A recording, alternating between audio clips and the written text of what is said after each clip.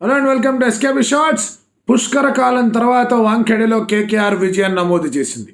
విజయాన్ని నమోదు చేస్తారని ఆ ఫస్ట్ ఇన్నింగ్స్ అయిపోయిన తర్వాత ఎవరికి ఎటువంటి నమ్మకాలు లేవు. డ్యూ బాగా పడి సర్ఫేస్ బ్యాటింగ్కి బెటర్ అయినా కూడా వాళ్ళ బౌలింగ్లో వాళ్ళ లెంగ్త్స్ని వాళ్ళ పేస్ని మిక్స్ చేసుకుంటూ అద్భుతమైన రీతిలో స్టార్టింగ్లో స్వింగ్, ఆ తర్వాత బ్లాక్ హోల్స్ రాబట్టి లో ఫుల్ టాసెస్లో వికెట్లు తీసి ఒక స్ట్రాంగర్ బ్యాటింగ్ లైనప్ ఉన్న ముంబై ఇండియన్స్ని వాళ్ళు 24 రన్ తేడాతో ఓడించారు. దీంతో ముంబైని ఖచ్చితంగా బయటికి నెట్టేశారు అండ్ వాళ్ళు ఖచ్చితంగా లోపలికి వచ్చేందుకు సిద్ధమైపోయారు. ఏం జరిగింది ఈ మ్యాచ్లో? Let's get started.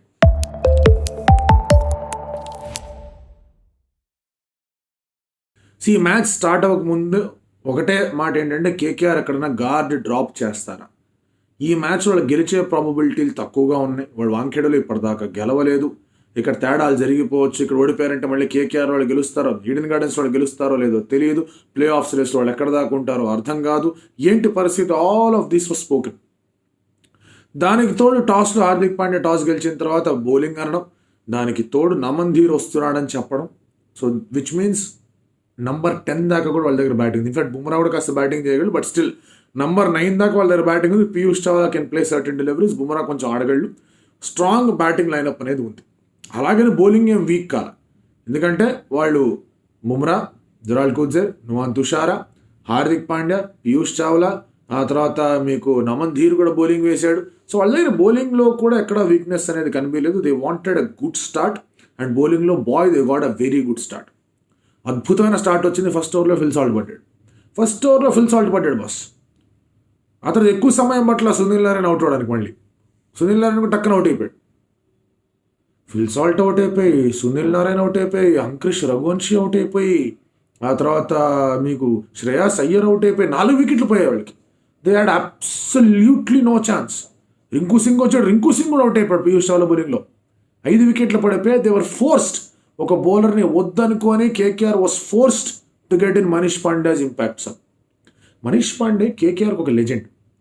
ఎందుకంటే 2 సార్లు కేకేఆర్ గెలిచినప్పుడు చాలా పెద్ద పాత్ర పోషించాడు మనీష్ పాండే 2 గెలుపుల్లో. సో కేకేఆర్కి మళ్ళీ ఈ పుష్కర కాలం తర్వాత వాళ్ళకి ముంబై ఇండియన్స్లో గెలుపు రావాలంటే మళ్ళీ ఆ మనీష్ పాండేనే బాగా ఆడేమో అనిపించింది. ఇంపాక్ట్ సబ్గా వచ్చాడు, కొంచెం స్లోగానే స్టార్ట్ చేశాడు. బట్ ఆ టైంలో ఒక 8 రన్స్ 9 రన్స్ పర్ ఓవర్ వస్తే సరిపోతుంది అనుకున్నారు. అలాగే వెళ్ళారు. ఒక 8 రన్స్ పర్ ఓవరే కొట్టారు మిడిల్ ఓవర్స్లో, ఎక్కువ కొట్టలేదు.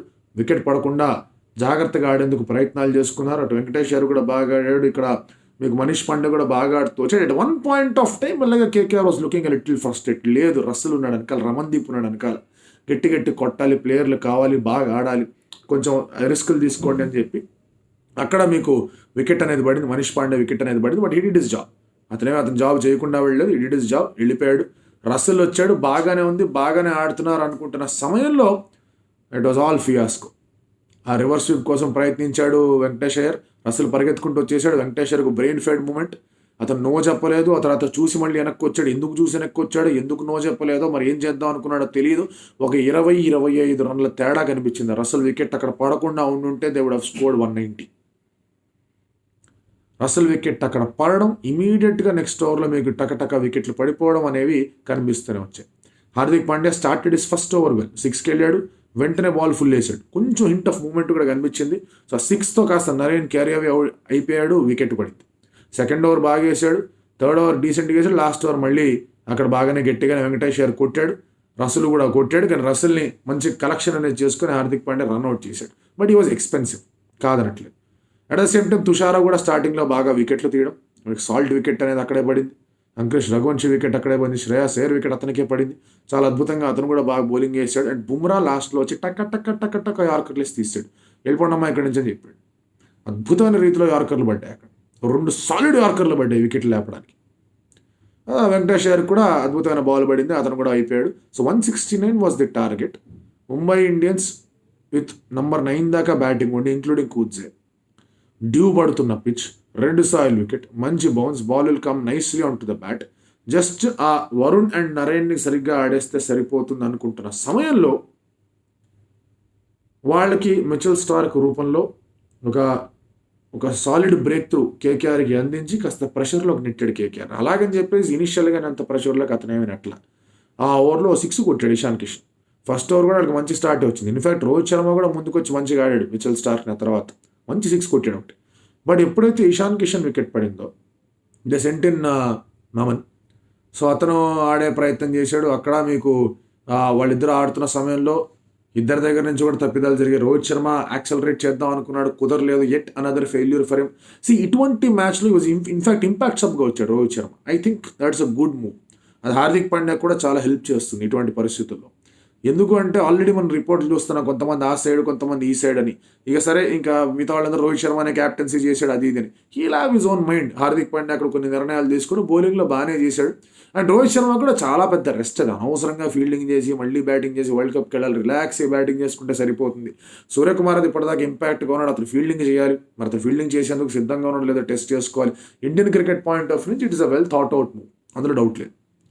సో ఎప్పుడైతే రోహిత్ శర్మ మళ్ళీ సునీల్ నారాయణ ఆడుతున్నప్పుడు they needed Rohit Sharma on this wicket. మీకు 8 overs ఆఫ్ సాలిడ్ స్పిన్ ఉంది అక్కడ. వరుణ్ నారాయణ ఇద్దరు బాగా వేస్తున్నారు. You need experience Rohit Sharma to bat. Rohit Sharma అక్కడ అవుట్ అయ్యాడు, తిలక్ వర్మ అవుట్ అయిపోయాడు. వెంటనే వర్మ ఇద్దరు కలిసి డగ్అవుట్కి వెళ్ళిపోయారు. సో ఈ తర్వాత మళ్ళీ మీకు నెహల్ వదేరా వికెట్ పడిపోయింది. దెన్ సూర్యకుమార్ ఒక్కడే మెల్లగా స్లోగా ఆడుతున్నాడు, ఏం చేస్తాడబ్బా అనుకుంటున్న టైంలో హార్దిక్ పాండ్యా వచ్చాడు. Hardik Pandya got out. అదొక బిజార్ డిస్మిసల్. హార్దిక్ పాండ్యాకి అద్భుతమైన అవకాశం ఉండింది to become the hero again. బ్యాట్తో హార్దిక్ పాండ్యా ఇప్పటిదాకా ఫైర్ అవ్వలేదు. కొన్ని ఇన్నింగ్స్ ఉన్నాయి, 30 40 ఇన్నింగ్స్ ఉన్నాయి, కానీ మ్యాచ్ విన్నింగ్ ఇన్నింగ్ అనేది హార్దిక్ పాండ్యా బ్యాట్ నుంచి రాలా. ఏదో ఒకసారి ఏదో ఫినిష్ చేసాడు 21 10 balls, but that is not done. Hardik పాండ్యాకి వాళ్ళ మంచి ఛాన్స్, సరిగ్గా ఆడి కొట్టడానికి రిక్వైర్డ్ రన్ రేట్ కూడా పెద్దగా ఏమీ లేదు. 170 was not a target at all. ఎంత కాదనుకున్నాడు, ఈజీగా వాళ్ళు 8-9 runs per over మిడిల్ ఓవర్స్లో వెళ్తున్నారు. అన్ని వికెట్లు పడ్డా కూడా వాళ్ళు మిడిల్ ఓవర్స్లో they could go at 8 runs per over. వాళ్ళు స్టార్టింగ్లో కూడా బాగానే కొట్టారు, 57 కొట్టారు. వాళ్ళకి బాగానే రన్స్ కనిపిస్తున్నాయి. అక్కడ లాస్ట్లో కొట్టడం కూడా it was very easy for them. అంత కష్టమైన విషయం ఏమీ కాదు అక్కడ ముంబై ఇండియన్స్కి. ఇప్పుడు హార్దిక్ పాండ్యా పుల్ చేయాలా లేకపోతే ఫ్లిక్ చేయాలా ఏం చేయాలనుకున్నాడేమో, కానీ బాల్ కాస్త ఆగొచ్చింది. రసల్ స్లోవర్ వన్ రీడ్ చేయలేకపోయాడు, అండ్ కాస్త ఎక్స్ట్రా బౌన్స్ కూడా వచ్చింది, అవుట్ అయ్యాడు. తర్వాత సరే Suryakumar Yadav and Tim David బాగా ఆడుతున్నారు. సూర్య ప్లేడ్ వెల్. సూర్య యాక్చువల్గా బాగా ఆడాడు. ఇది ట్రికియర్ నాక్. అతను ఈ సీజన్లో కాస్త ఇన్కన్సిస్టెంట్గా ఎగుడు దిగుడుగా ఉంది అతని ఫామ్ అనేది. అండ్ మోస్ట్లీ కొంచెం మంచి సిచ్యువేషన్ వచ్చినప్పుడు రన్స్ వచ్చాయి, కానీ టఫర్ సిచ్యువేషన్లో అతని దగ్గర నుంచి రన్స్ రాలేదు. ఇక్కడ ఫస్ట్ 18 balls వాజ్ 20. జాగ్రత్తగా ఉన్నాడు నరేన్, జాగ్రత్తగా. అతను లాస్ట్ బాల్ ఆఫ్ నరేన్ స్పిల్లో 4 కొట్టాడు. అది కుదిరినప్పుడల్లా 6 కొట్టాడు. ఈ ప్లేడ్ వెల్. వైభవ్ రౌరాన్ బాగా ఆడాడు, మిగతా ఎవరు వచ్చిన వాళ్ళని బాగా ఆడుతూ కనిపించాడు. బాగా ఆడుతున్న నేపథ్యంలో ఒక ఫుల్ టాస్ బాల్ ఫైన్గా ఆడదాం అనుకున్నాడు. ఫైన్ లెగ్ నుంచి చాలా ఫైన్గా కొడదాం అనుకున్నాడు. ఆ ఫుల్ టాస్ హైట్ని సరైన రీతిలో జడ్జి చేయలేదు. బ్యాట్కి పై భాగంలో తగిలింది, బాల్ ఎక్కడికో పైకి వెళ్ళింది. ఫుల్ సాల్ట్ క్యాచ్ పడడానికి వెళ్తుంటే ఫైన్ లెగ్ ఫీల్డర్ జరిగిపోయాడు పూర్తిగా. నువ్వు పట్టుకొని ఆయన, ఎందుకంటే ఫస్ట్ వికెట్ ఇక్కడ ముంబైకి తిలక్ వర్మ క్యాచ్ పడుతుంటే అదొక రకమైన కొలిజన్ అనేది జరిగింది. అరే నేను పడతా అంటే ఇద్దరు కలిసి పెనుగులాట అయింది. ఇద్దరు కలిసి కూడా అక్కడ ఒక కొలిజన్ అవ్వడం, తర్వాత గుద్దుకున్నారు, కానీ ఎటువంటి ప్రాబ్లం రాలేదు. వికెట్ అయితే పడింది ఇక్కడ. అందుకే ఆ ఫైనల్ ఫీల్డర్ పక్కే జరిగిపోయాడు. సాల్ట్ బాబు నీదే. So that was a turning point. Surya's wicket సరే, ఎస్. హార్దిక్ వికెట్ కూడా అంతే ఇంపార్టెంట్. అతను ఉంటే కానీ ఇంకొంచెం బెటర్గా ముందుకు తీసుకెళ్ళేవాళ్ళు, డీప్గా తీసుకెళ్లే అవకాశం ఉండేది. Rohit wicket was the most important wicket. స్పిన్ని బాగా ఆడగలడు అతను. తిలక్ వర్మ ఇప్పటిదాకా క్రైసిస్ మేనేజర్గా ఉన్నాడు, అతని వికెట్ కూడా పడింది. 9 మంది బ్యాటర్లను పెట్టుకుని టక వికెట్లు పడుతూ వచ్చాయి.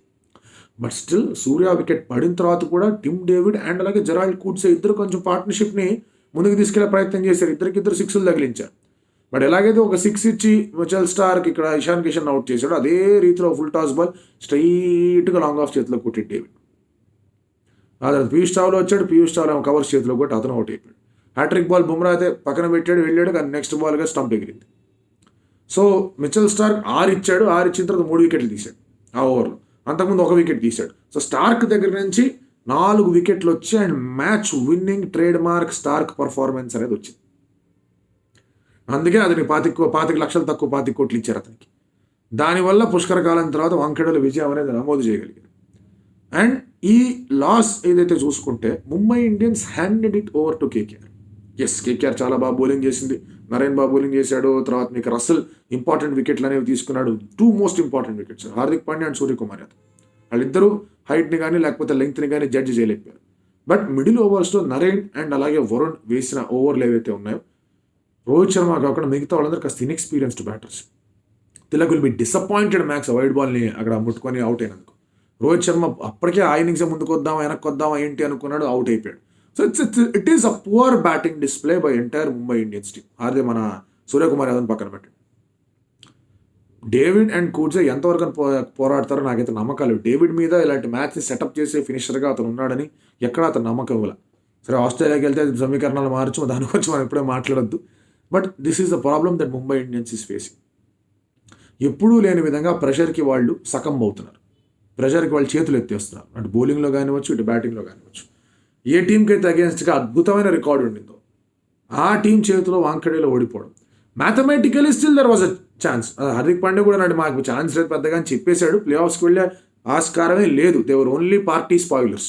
మ్యాథమెటికల్గా ఏదో 14కి ఏదో వెళ్ళి ఏమన్నా ఆలోచించుకోవచ్చా అని ఆలోచన ఏమైనా ఉన్నా ఈసారి అది కూడా పోయింది. 12 పాయింట్లకే పరిమితం అవుతారు. ప్రతి మ్యాచ్ గెలిచినా ప్రతి మ్యాచ్ గెలుస్తారన్న నమ్మకం కూడా ఎవరికి లేదు. So today first half of the match వరకు ఎవ్రీథింగ్ వాజ్ ముంబై.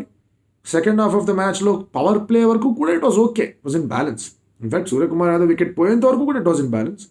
కానీ క్రూషియల్ మూమెంట్స్లో KKR did an excellent job. In the points టేబుల్లో వారు వెరీ వెరీ హ్యాపీగా పైన కూర్చొని ఉన్నారు. వీఆర్ నాట్ డ్రాపింగ్, మాకంటూ మా ఫ్లాస్ ఉన్నాయి, బట్ మేము డ్రాప్ అవ్వమని చెప్పారు. బట్ వాళ్ళకి తెలుసు ఓపెనర్ సరిగా ఆడకపోతే దే ఆర్ స్ట్రగ్లింగ్. వాళ్ళ కనుక మిడిల్లో మనీష్ పాండేతో పాటు వెంకటేష్ యాదవ్ పార్ట్నర్షిప్ చేయకుండా ఉంటే పెద్ద సమస్య వచ్చాయి. అండ్ ఎండ్లో కూడా వాళ్ళకి చిన్న సమస్యలు వచ్చాయి. But you cannot be 5 down. You cannot forcefully have an impact substitute. And impact substitute అనేది ఈసారి బాగా హెల్ప్ అయింది వాళ్ళకి. But that is the rule, you can utilize it, అందులో ప్రాబ్లమ్ ఏం లేదు. But happy for Manish Pande, వచ్చి మంచి ఒక వాల్యుబుల్ నాక్ అనేది ఆడాడు. అండ్ రసల్ బ్యాట్తో కాంట్రిబ్యూట్ చేయకపోయినా బాల్తో కాంట్రిబ్యూట్ చేయడం, అదే వాళ్ళు ఇంకొక పెద్ద అసెట్గా ఉంది. They doing well. Mumbai Indians safely out of the playoffs race. And ఇంకా వాళ్ళ యాజమాన్యం కూడా కాస్త ఆలోచించి బుమ్రాని, కుదిరితే హార్దిక్ పాండ్యా రెస్ట్ ఇచ్చి at least Bumrah should be rested. ఇంకా మిగతా 3 మ్యాచ్లు ఆడాల్సిన ఉపయోగం లేదు, అవసరం లేదు. You can go spend this time with family.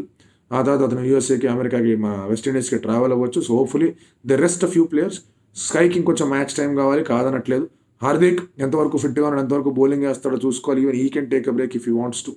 But అది చూడాలి ఎలా ఉండబోతుంది. So that's a topic for another day. దాని గురించి తర్వాత మాట్లాడదాం. KKR excellent leader. ఇటువంటి టార్గెట్ని ఇటువంటి టఫర్ కండిషన్స్లో డ్యూ పడుతూ ఉన్నప్పుడు మీ మిస్టరీ స్పిన్నర్స్ బాగా సెటప్ చేయడం, మీ ప్రైమరీ ఫాస్ట్ బౌలర్ వచ్చి అద్భుతంగా బౌలింగ్ చేయడం, మీ ఆల్రౌండర్ వచ్చి బాగా రియాక్ట్ అయ్యి క్రూషియల్ ఇంపార్టెంట్ వికెట్లు తేవడం, this is what teams. Team నుంచి ఇదే కోరుకుంటారు. కాంపోజిషన్ ఉన్న ప్రతి ఒక్కళ్ళ దగ్గర నుంచి వాళ్ళ రీతిలో వాళ్ళ శైలిలో వాళ్ళ కాంట్రిబ్యూషన్స్ రావాలని అవన్నీ వచ్చాయి. Well done. మీరేమనుకుంటున్నారు?